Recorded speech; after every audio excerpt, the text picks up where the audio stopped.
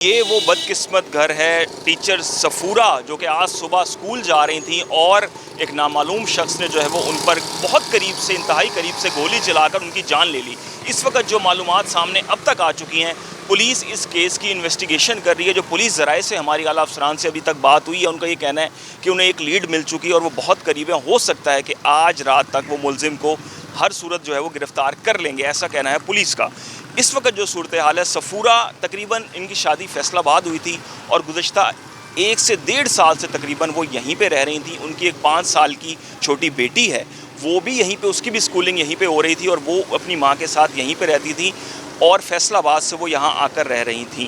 اچھا، اب جو صورتحال ہے اس وقت اگر ہم بات کریں سفورہ کے گھر والوں کے، اس کے سفورہ کے علاوہ ان کے 2 بہن بھائی اور بھی ہیں اور ان کے جو والدین ہیں سفورہ ان کے ساتھ ہی یہاں پر رہتی تھی۔ شاہ شمس یہ کالونی ہے، تھانہ شاہ شمس کے بالکل قریب ہی یہ علاقہ ہے جہاں پر یہ رہتی تھیں۔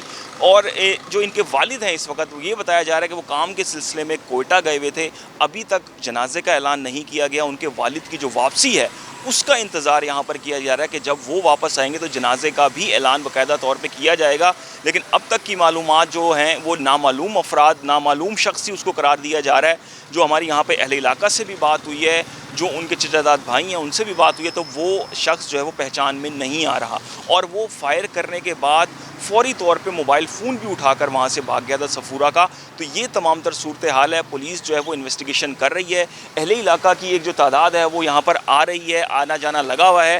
خاصا ایک خوف و ہراس بھی دیکھنے میں آ رہا ہے، علاقے میں لوگ خاصے ڈسٹرب نظر آ رہے ہیں، پریشان نظر آ رہے ہیں کہ یہ ایک دم سے اتنا افسوسناک جو واقعہ پیش آ گیا ہے۔ اس حوالے سے جو سفورہ ہیں خاص طور پہ 1.5 سال سے تقریباً وہ یہیں پہ اپنے والدین کے پاس رہ رہی تھی فیصل آباد سے آ کر، کیونکہ ان کی شادی جو ہے وہ فیصل آباد میں ہوئی تھی۔